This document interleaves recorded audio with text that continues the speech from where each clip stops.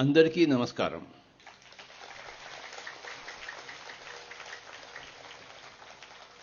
సంజయ్ కింగి గారికి నమస్కారం, గణేష్ గారికి నమస్కారం, పిప్పళ్ళ వారికి నమస్కారం, దత్తు వారికి నమస్కారం, బబ్లు వారికి నమస్కారం, అరుణ్ వారికి నమస్కారం, కిషోర్ గారికి నమస్కారం, పైనున్న దేవతలందరికీ నమస్కారం, భూదేవికి నమస్కారం, పంచభూతాలకు నమస్కారం. ఈరోజు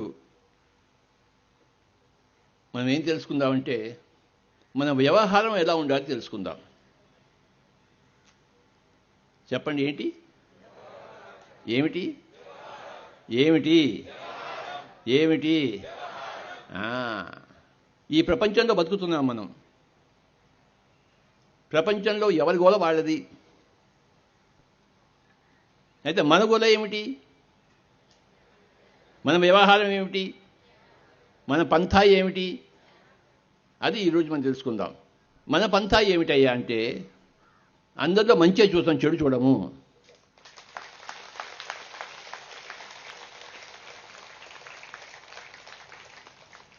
సంగీతంలో మంచి సుస్వరాలు ఉంటాయి, అప్పుడప్పుడు అపస్వరాలు వస్తుంటాయి. కానీ అపస్వరాలు లెక్క పెట్టాము, సుస్వరాలు లెక్క పెడతాము.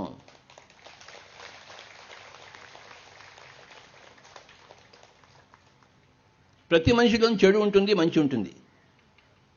ఆ చెడుని మనం చూడం, ఆ చెడుని మనం లెక్క పెట్టాం, మంచినే చూస్తాం. అది మన వ్యవహారం. కొంతమంది చెడునే చూస్తారు, వాళ్ళకి మంచి వినపడదు, మంచి కనపడదు. ఎక్కడ చూసినా తప్పులే కనబడతాయి వాళ్ళకి. ఎందుకంటే వాళ్ళు చూస్తున్నారు కనుక అవి తప్పులు కనబడతాయి. మనం చూడటం లేదు కనుక మనకి తప్పులు కనబడవు. చూపును బట్టి చూసేది ఉంటుంది. మన చూపు ఏమిటి, మన వ్యవహారం ఏమిటి, అందరిలోనూ మంచిగా చూస్తాము. అయ్యా నువ్వు దేవుడివి నాయనా, నువ్వు ఆ కోడిని తినకు, మాంసం తినకు అంటాం. నువ్వు దేవుడివే. ఆ కోడి కూడా దేవుడే. ఈ దేవుడు ఆ దేవుడిని తినకూడదు, అంతే, హింస పెట్టకూడదు. అది మన వ్యవహారం. నువ్వు దేవుడివే, నువ్వు చాలా గొప్పవాడివే, నువ్వు సాక్షాత్ పరమాత్మవే. కానీ కోడిని తింటున్నావు, మేకను తింటున్నావు. ఆ కోడి కూడా బతకాలి కదా, ఆ మేక కూడా బతకాలి కదా. నువ్వు ఒక్కడే బతుకుతావేంటి? ఆ చేప బతకాలి కదా గోదావరిలో, దాన్ని వలేసి పట్టుకుంటావేంటి? ఆ చేప కూడా దేవుడే, నువ్వు దేవుడే, చేప దేవుడే. ఆ చేప చాలా మంచిది. ఎంత మంచిదో! ఆ చేపని చంపడం నాకు ఇష్టం లేదు. నువ్వు కూడా చంపకాయ నాయన, కాళ్ళు మొక్కుతావు, బాధించందరా, కాళ్ళు మొక్కుతావు, బాధించవే వసేయి. మర్యాదగా చెప్తాం, అది మనం వ్యవహారం.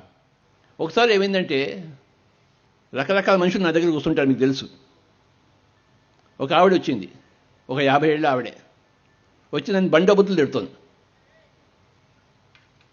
ఎలా తిడుతోంది? బండబూతులు తెలుసు కదా మీకు. ఆవిడకి ఏదో కష్టం వచ్చేసింది నా వల్ల. వాళ్ళ కొడుకు నా దగ్గరికి వచ్చి ధ్యానం చేసుకున్నాడు, అది ఆవిడకి కష్టం. నా కొడుకుని చెడదోపుతున్నావు నువ్వు అని చెప్పేసి నన్ను వచ్చి బండబూతులు తిరగడం మొదలుపెట్టింది. ఇంటికి వచ్చి మన చుట్టూ చాలామంది ఉంటారు కదా, అందరికి కోపం వచ్చేసింది. ఏమిటి ఇలా తిరుగుతుందని చెప్పేసి అర్ధగంట అయిపోయింది. తిట్టకుండా తిట్టి అలసిపోయి వెళ్ళిపోయింది ఆవిడ.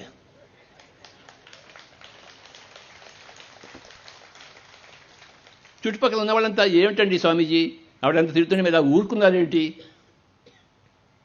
ఆవిడ ఎంత చండాలంగా తిట్టింది, మీరేం చేస్తున్నారు ఆ టైంలో, అర్ధగంట సేపు మీరు ఏం చేస్తున్నారు అని అంటే నేను చెప్పాను, నేను ఆవిడ మాట వినలేదే, ఆవిడ ముక్కు మొహం ఎలా ఉందో చూస్తున్నాను అంతే అన్న. ఆవిడ ఎంత అందంగా ఉందో ఆ ముక్కు, ఆ కన్ను ఎంత బాగుందో, ఆ బుగ్గలు ఎంత బాగున్నాయో, అర్ధగంట సేపు ఆవిడే చూస్తున్నాను. మళ్ళీ దొరుకుతుంది ఆవిడ.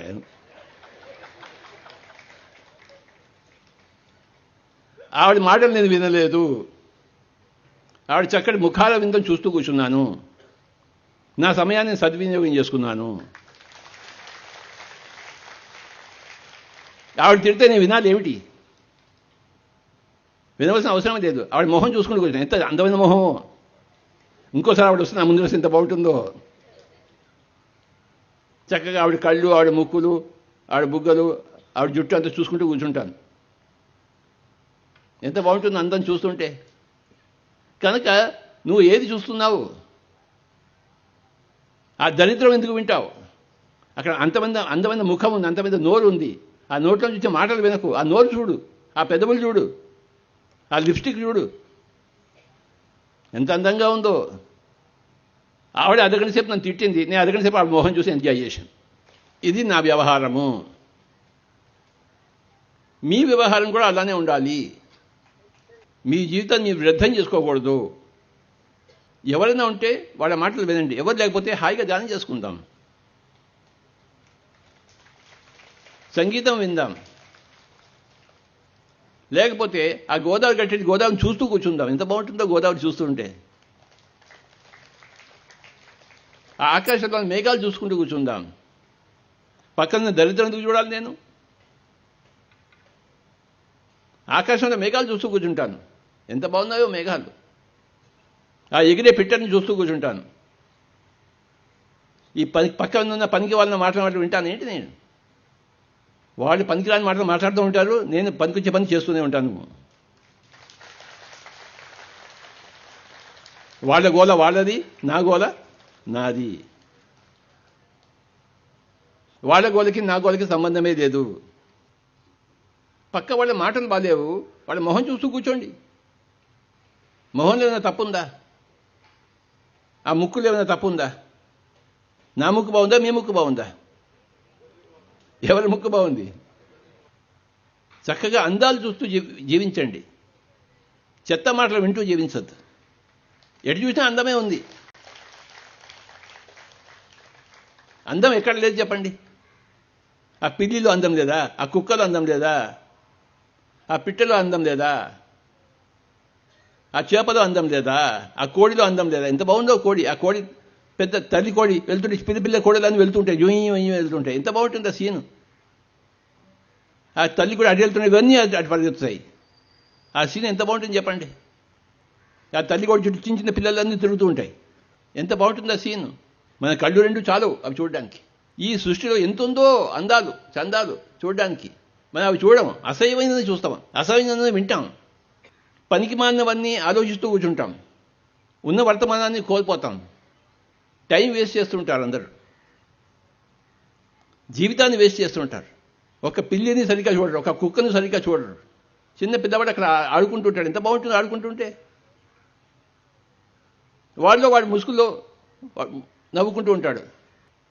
జీవితం ఎందుకు ఉంది అంటే అందం చూడడం కోసం ఉంది. అందరి అందాలు చూడాలి.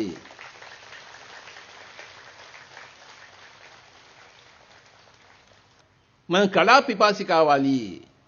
పొద్దున్నే సూర్యోదయం ఎంత బాగుంటుందో, సాయంత్రం సూర్యాస్తమయం ఎంత బాగుంటుందో, పున్నమి చంద్రుడు ఎంత బాగుంటాడో,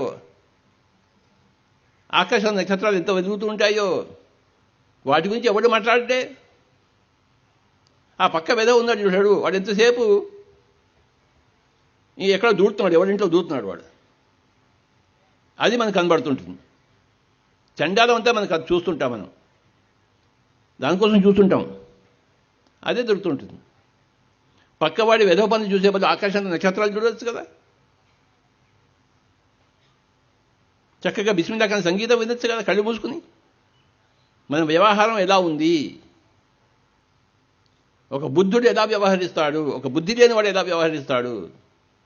మనం బుద్ధి లేని వాళ్ళమా, బుద్ధి ఉన్న వాళ్ళమా? మనం బుద్ధుడు లాంటి వాళ్ళం.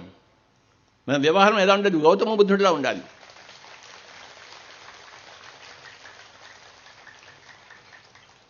గౌతమ బుద్ధుడు ఏం చేస్తుంటాడు? అందరి అందాలను చూస్తూ ఉంటాడు. సృష్టి యొక్క అందాలను చూస్తూ ఉంటాడు. ప్రతి పువ్వులోని సువాసనను ఆఘ్రాణిస్తూ ఉంటాడు. చక్కటి పువ్వులు ఉంటాయి, మనం దాని దగ్గర పోము. ఆ పువ్వు దగ్గర మనం ముక్కు పెట్టాం. మనం ఏమిటో గోల. ఆ పువ్వు ఉంది, ఆ పువ్వు దగ్గర మనం ముక్కు పెట్టాలి. మన ముక్కు ఆ పువ్వు దగ్గర పెట్టకపోతే మన ముక్కు ఎందుకు? ఇంకా ఆ పువ్వు ఎందుకు, ఈ ముక్కు ఎందుకు? ఈ ముక్కు ఎందుకుంది, ఆ పువ్వు ఎందుకుంది? ఎప్పుడైనా పువ్వు దగ్గర పోయి ముక్కు పెట్టామా? ఈ ముక్కు ఎప్పుడు ఒక పువ్వు దగ్గరే ఉండాలి. మొక్కలను పెంచాలి, పువ్వులను సృష్టించాలి, పువ్వు దగ్గర మనం ముక్కు పెట్టాలి. అది సరి అయిన వ్యవహారము.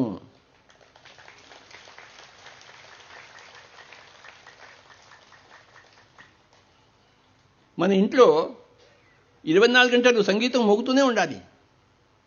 నువ్వు ఏ పని చేస్తున్నా చెవుల్లో సంగీతం పోతూనే ఉండాలి. సంగీతం నాన్ స్టాప్గా ఉండాలి. మన మెడిటేషన్ ఎప్పుడు సంగీతం నాన్ స్టాప్. మన మెడిటేషన్ బాగాలేదు. చాలామంది అడుగుతారు, మన ధ్యానం చేస్తుంటే సంగీతం ఏంటండి, మీరు డిస్టర్బ్ చేస్తున్నారంటారు. నీకు ఇంకా పిచ్చి విధానికి ఏం నీ వ్యవహారం నీకు సరిగా లేదు. నీకు మా దగ్గర రా, అందరిని చూడు, ఎంత సంగీతం ఉంటుందో, ఎంత నాదం ఉంటుందో, ఎంత ధ్యానం ఉంటుందో. సంగీతం అది చెవుల్లో పోసుకుంటూనే ఉండాలి. కళ్ళకి కన్నురెప్పలు ఉన్నాయి, కళ్ళు మూసుకుంటాము. మూతికి పెదవులు ఉన్నాయి, మూడు మూసుకుంటాము. చెవులకి ఎక్కడ చెవి రెప్పలు ఉన్నాయా? ఎందుకు లేవు? కళ్ళకి కన్నురెప్పలు ఉన్నాయి, మూతికి పెదవులు ఉన్నాయి, మూసుకోవడానికి తెరవడానికి. చెవులకి చెవురెప్పలు ఎందుకు లేవు? ఆ దేవుడు ఎందుకు పెట్టలేదు? దేవుడికి బుద్ధి లేదా? ఈ చెవుల్లో ఎప్పుడు సంగీతం పోస్తూనే ఉండాలి. అది సరైన వ్యవహారము. 24 గంటలు ఒక్క క్షణం కూడా చెవుల్లో సంగీతం పోసుకోకుండా ఉండకూడదు. పక్కవాడి వెధవ మాటలు వినే బదులు, అమలకల కబులు వినే బదులు మన పండిత రవిశంకర్ సితార వినొచ్చు కదా, భీమసేన్ జోషి పాటలు వినొచ్చు కదా.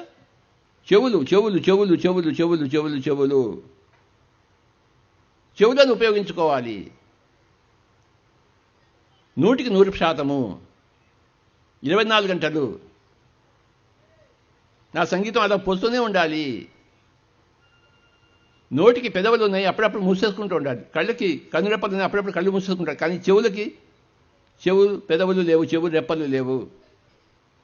మన మ్యాక్సిమం వ్యవహారం ఇక్కడ ఉండాలి, చెవుల దగ్గర. మన నోటి దగ్గర ఉంది.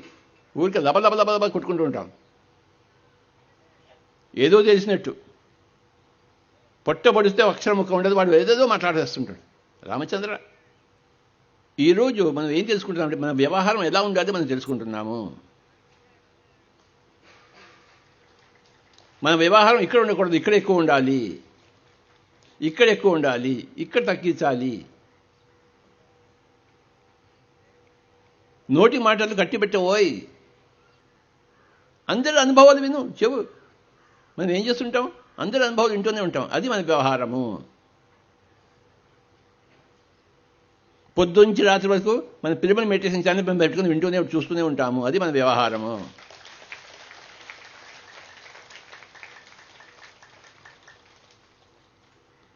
ఒకసారి పిరమిడ్ మెడిటేషన్ ఛానల్కి గట్టిగా పేపర్ కొడతాం.